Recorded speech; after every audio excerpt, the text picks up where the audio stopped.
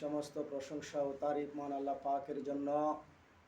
সালাতু সালাম সাইয়্যিদানা মাওলানা সাইয়্যিদুল মুরসালিন ইমামুল মুরসালিন খাতামান নবীন আন-নূরে মুজাসসাম হাবিবুল্লাহ হুজুরে পাক সাল্লাল্লাহু আলাইহি ওয়াসাল্লামের প্রতি সকলের প্রতি আমার সালাম।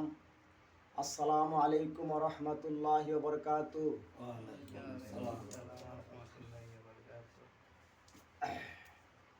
আজকে আলোচনা করিব জাবরুত মাকাম, লাহুত মাকাম, মলকুত মাকাম এবং নাসুত মাকাম সম্পর্কে গুরুত্বপূর্ণ বিষয়। সম্মানিত মানব সমাজ, সম্মানিত মানুষ এবং জিন সকলের জন্যই আজকের আলোচনাটা অত্যন্ত গুরুত্বপূর্ণ। মানুষ বুঝলে সোনার মানুষ হবি, মানুষ ছাড়া কে পারে তুই, মানুষ ছাড়া কে পারে তুই মূল হারাবি। মানুষ বুঝলে সোনার মানুষ হবি। মানুষ না ভোজে কখনো সোনার মানুষ হওয়া যায় না। তা আজকে জবরুত মাকাম কি, জবরুত মাকামে কে অবস্থান করে আর কার অবস্থান করার কথা ছিল। জবরুত মাকাম হলো প্রতিটা মানুষের এই যে মুখ, প্রতিটা মানুষের মুখকে জবরুত মাকাম বলা হয় মারিফতের ভাষায়। এই জবরুত মাকামে থাকবে কে? ফেরেশতা জিবরাইল আলাইহিস সালাতু সালামের শক্তি, সহজ সরল প্রেমময় শক্তি, যে শক্তি থাকে হযরত জিবরাইল আমিন আলাইহিস সালাতু সালামের মধ্যে। সে জিবরাইল আমিন আলাইহিস সালাতু সালামের শক্তিকে যাহারা পরোয়া করে না, নেক কাজ করে না, আমলে সালেহা করে না, সৎকর্ম করে না, যাহারা এই জবানকে হেফাজত করে না, যাহারা জবানে অহংকার করে, জবানে দিয়ে মানুষকে খোঁটা দেয়, মানুষকে কষ্ট দেয়, মানুষকে গালিগালাজ করে, মানুষের সাথে অহংকার করে বেড়ায়, তাকাব্বুরি করে, এই জবান থেকে তখন হযরত জিবরাইল আমিন আলাইহিস সালাতু সালামের শক্তি চলে যায়। সেখানে কে বাসা বাঁধে? কে বাসা বাঁধে? ইবলিশ। ইবলিশ উসজুদু লি আদামা ফাসাজাদু ইল্লা ইবলিশ, যে তোমরা আদমকে কি করো? সেজদা করো, আনুগত্য করো। সবাই করলো, ইবলিশ করলো না। যে ব্যক্তির এই মুখ জবরুত মাকাম, সে ফেরেশতা জিবরাইলের শক্তিকে রাখতে পারলো না, এনার্জিকে রাখতে পারলো না, সেখানে বাসা বেঁধেছে ইবলিশ শয়তান। তাই সে বেশটি কথা বলে মানুষের দোষ খুঁজে বেড়ায়, মানুষকে খোঁটা দেয়, মানুষের সাথে অহংকারী করে। ইবলিশ অর্থ অহংকারী। আজকে মানুষ কামেল মুর্শিদের কাছে না এসে এই বিষয়গুলো জানতে কখনো পারবে না যদি কেউ না আসে কোনো কামেল মুর্শিদের কাছে। তাহলে এই মুখ কখনো তার সঠিকভাবে সে মুখ ব্যবহার করতে পারবে না। জিবরাইলের শক্তি চলে যাবে, ইবলিশ বাসা বাঁধবে, আর সে কাজে কেলেঙ্কারি করে সমাজে ফিতনা ফাসাদ সৃষ্টি করবে। তারপরে নাক, নাক হলো লাহুত মাকাম। এই লাহুত মাকামে থাকে কে? ফেরেশতা ইসরাফিল সিংহা লইয়া বসে রয়েছে নাকের দুই বাঁশির ভিতরে। তার শক্তি, সেই শক্তিকে তাড়িয়ে দিয়ে যে ব্যক্তি ফেরেশতা ইসরাফিলের শক্তিকে নাকের ভিতরে রাখতে পারে না, সেখানে একটি বাসা বাঁধে কিসে? সেখানে বাসা বাঁধে একজন শয়তান। আউযু বিল্লাহি মিনাশ শাইতানির রাজিম। এই বিতাড়িত, এই পস্তরাঘাতকৃত রাজিম শয়তান নাকের ভিতরে বাসা বাঁধে। আর এই সুক্কা সুক্কা কুইন্ডাই কার কি আছে, বদনাম আছে, গিবত আছে, এগুলি বিচারে বিচারে বার করে। আর কারে কাজে লাগান যাইব, কোনো টাকার গন্ধ, কোনো খারাপির গন্ধ, এগুলি বিচারে বিচারে বার করে করিয়া সেখানে গিয়ে সে হাজির হয়। আর ফেতনা ফেসাদ সৃষ্টি করে। আর ইবাদত করতে করতে একেবারে গাও ভাসায় লাইছে, কোনো কাজ হবে না।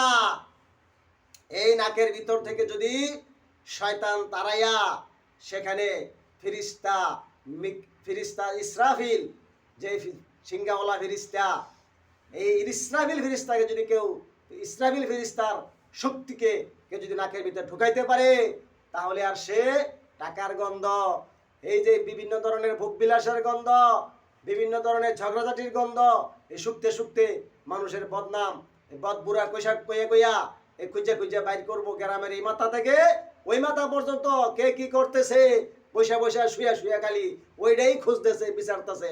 কারণ তার নাকের ভিতর থেকে ফিরিস্তা ইসরাফিল কি করছে? চলে গেছে। আছে কে? শয়তান।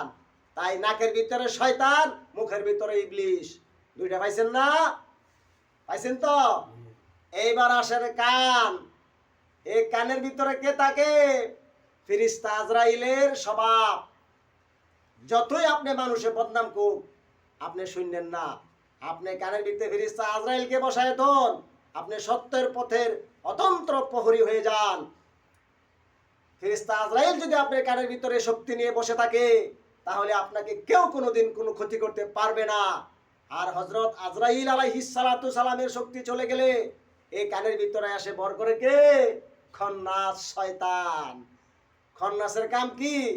মিন শাররিল ওয়াসওয়াসিল খান্নাস, যে কুমন্ত্রণা দেয় কানে কানে, আর সে কানের কুমন্ত্রণা হৃদয়ে গিয়ে পৌঁছে, আর মানুষের সাথে চেতাচেতি, মারামারি, কাটাকাটি, পারাপারি, উড়াউড়ি, আর গোপনে পরামর্শ, কাকে ঠকানো যায়, কার জমি কেড়ে নেওয়া যায়, কার বাড়ি কেড়ে নেওয়া যায়, কাকে বাড়ি থেকে উচ্ছেদ করবে, কার পরিবারে ভাঙন সৃষ্টি করবে, কার ক্ষতি করবে, বদবুরা করবে, এগুলো কানের ভিতরে কে আছে?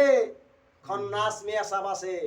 এই খন্নাসরে কানের ভিতরে লইয়া তারপরে এই পেরেশানির মধ্যে মামলা মোকদ্দমা, হয়রানি, বিচার আচার, দৌড়াদৌড়ি, পারাপারি, রাজনীতি, বিভিন্ন গ্যাঞ্জাম ফেসাদের মধ্যে যুক্ত হইয়া কিসের ইসলাম তার কাছে, কিসের মুসলমান, কিসের ধর্ম, কিসের কর্ম, সে আছে শুধু খন্নাসের এই কান পরা লইয়া সে খালি ঘুরতেছে। আর উপরে উপরে ভালো মানুষ সেজে বসে আছে, আর সবাই তাকে ভালো মানুষ বলতেছে, কিন্তু খন্নাস কানের ভিতরে বসবাস করতেছে। মস্তিষ্কের মধ্যে খন্নাস ঢুকে গেছে, অন্তরের মধ্যে খন্নাস ঢুকে গেছে। কারণ খন্নাস আজরাইল ফিরিস্তা এখানে নাই, আছে খন্নাস। এবার আসুন, চোখ। চোখের নাম হইল কি? নাসুত মঞ্জিল। সেই নাসুত মঞ্জিলে থাকে ফিরিস্তা মিকাইল, মেঘের ফিরিস্তা। যদি কারো চোখের মধ্যে মিকাইল ফিরিস্তার শক্তি থাকে, এনার্জি থাকে, তাহলে সে চোখটা হয় মায়াময়, প্রেমময়। সে চোখটা খারাপ কিছু দেখে না, কোনো কিছু লোভ করে না। আর যদি ফিরিস্তা ওই ইসরাফিলকে, মিকাইলকে সরাইয়া দিয়া সেখানে কেউ যদি একজন শয়তান ঢুকায় দেয়, সেই শয়তানের নাম হইল মরদুদ। এই মরদুদ শয়তানের বসবাস হইল কোথায়? নাসুত মঞ্জিলে। এই চোখের ভিতরে মরদুদ শয়তান, তালিবুদ দুনিয়া মরদুদ। কোরআন বলতেছে, যে ব্যক্তি সর্বক্ষণ শুধু দুনিয়া দুনিয়া করে, জানিয়া রাখিও সে হলো একজন মরদুদ। মরদুদ হলো কি? সম্পদ, আর সম্পদ, টাকা পয়সা, বাড়ি গাড়ি, সোনা দানা। জুইনা লিন্নাসি হুব্বুস শাহওয়াতি মিনান নিসাই ওয়াল বানিনা ওয়াল কানাতিরি ওয়াল মুকান্তারাতি মিনাজ যাহাবি ওয়াল ফিদ্দাতি ওয়াল খাইলিল মুসাওয়ামাতি ওয়াল আনআমি ওয়াল হারস যালিকা মাতাউল হায়াতুদ দুনিয়া ওয়াল্লাহু ইনদাহু হুসনুল মাআব। কারি কারি টাকা পয়সা, ঘোড়া গরু, ক্ষেত খামার, সোনা দানা রূপা, আহা সুন্দর বাড়ি, সব কিছু সাজাইয়া সে শুধু চোখে যা দেখে, যেটা তার পছন্দ হয় সেটাই তার চাই, যেটা সুন্দর লাগে সেটাই চাই। কারণ এই চোখের মধ্যে কি নাই? ফিরিস্তা কার না বাস নাই? মেঘের ফিরিস্তা। যদি মেঘের ফিরিস্তা থাকতো তার চোখে, তাহলে তার চোখ দিয়ে আল্লাহর ভয়ে কি আসতো? পানি আসতো, মেঘ আসতো। মেঘের ফিরিস্তার নাম কি? মিকাইল আলাইহিস সালাতু ওয়াস সালাম। মিকাইল আলাইহিস সালাতু সালামের শক্তি তার চোখে নাই, তাই তার চোখ দিয়ে পানি আসে না। আল্লাহর ভয় নাই, সমাজের ভয় নাই, রাষ্ট্রের ভয় নাই, ধর্মের ভয় নাই, মানুষের ভয় নাই, চক্ষু লজ্জা নাই। নির্লজ্জ হয়ে সে চোখের মধ্যে বসাইছে কারে? মরদুদ শয়তান। তাই তার চক্ষু লজ্জা নাই, তার চোখে কোনো কি নাই? লজ্জা নাই, কিচ্ছু নাই। সে যা খুশি তা করতেছে, যেটা তার পছন্দ লাগে সেটাই তার চাই। হারাম হোক আর হালাল হোক, চাই আর চাই। এই চারটা মাকাম যদি কেউ ঠিক রাখতে পারে, তাহলে তার দায়মি সালাত জারি হওয়া সহজ হবে। কি হবে? দাইবি সালাত জারি হওয়া সহজ হবে। জোরে কোন? দাইবি সালাত জারি হওয়া সহজ হবে। আপনি মুখের জাবরুত মঞ্জিলে, নাকের লাহুত মঞ্জিলে, আর কানের মালাকুত মঞ্জিলে, আর চোখের নাসুত মঞ্জিলে যদি আপনি 4 জন ফেরেশতার শক্তি বসাইতে না পারেন, আর সেখানে 4 জন শয়তান, একটা কি? ইবলিশ, তারপরে শয়তান, তারপরে কানের ভিতরে খন্নাস, চোখের ভিতরে মরদুদ, এটি লয়ে যদি আপনি ঘুরেন, তাহলে আপনার কোনোদিন দায়মি সালাতে হবে না, ওয়াক্তে সালাতে হবে না, নামাজ রোজা হজ যাকাত কুরবানি কোনো কিছু আপনার কবুল হবে না। কারণ আপনি 4টা মঞ্জিল ঠিক করতে পারেন নাই। এখন আপনি আল্লাহ বলেন, ভাই আমাকে কি বলবেন? বড় বদনাম বুড়াতো মানুষের সারা জীবন কইলেন, তো নিজের বুকে হাত দিয়ে বলেন তো, আপনি কি কত নাম্বার, কত নাম্বারে আপনি আছেন? তা তো বলতে পারবেন না, শুধু মানুষের নাম্বার গণতেছেন। কারণ আপনার চোখ, মুখ, নাক, কান দখল করে বসে আছে কারা? ভয়ঙ্কর ভয়ঙ্কর শয়তানেরা। সুতরাং আপনা থেকে আমরা সাবধানে থাকব, এই সব লোকদের থেকে আমরা দূরে থাকব। কারণ আপনাদের বিশ্বাস নাই। কি বলেন? ঠিক। যাদের চোখ, মুখ, নাক, কানের ভিতরে শয়তান বসবাস করে, তাদের কি বিশ্বাস আছে? না, বিশ্বাস নাই। এই 4টা ঠিক করে আসেন, তারপরে দায়মি সালাত করেন, তারপরে যাই করেন একটু কাজে লাগবে। আর নয়তো না, সারা জীবন মানুষের বদবুরা বলতে পারবেন, কিন্তু মঞ্জিলে মকসুদে পৌঁছাতে পারবেন না, খালিদিনা ফিহার জগতে যাইতে পারবেন না, অমরপুরে যাইতে পারবেন না। অমরপুরের নাম কি? জান্নাত। শুধু জান্নাত জান্নাত কল্পনাই করতে পারবেন, যাইতে পারবেন না। কারণ শয়তানরা আপনাকে দিবে না যাইতে। অমরপুর যাইতে হইলে অমর হইতে হইব, শয়তান তাড়াইতে হইব, তারপরে মানুষ বসতে হইব, সমস্ত সৃষ্টিজীবের সাথে একীভূত হইতে হইব, প্রেমময় হইতে হইব, আধ্যাত্মিক হইতে হইব, সাধন ভজন করতে হইব, সোনার মানুষ হইতে হইব। মানুষ বুঝলে সোনার মানুষ হবি। এই বোমাবাজি, মারামারি, পারাপারি ছাড়তে হইব, গ্যাঞ্জাম, এই দুর্নীতি, খাদ্যে ভেজাল মিশ্রণ, ঝগড়া লাগানো, অসৎ উপায়ে টাকা কামানো সব ছাড়তে হইব। যদি ছাড়তে পারেন তাহলে সোনার মানুষ হবেন। মানুষ বুঝলে সোনার মানুষ হবি। মানুষ ছাড়া খে পারে তুই, মানুষ ছাড়া খে পারে তুই মূল হারাবি। মানুষ বুঝলে সোনার মানুষ হবি। সালামু আলাইকুম, ভালো থাকবেন।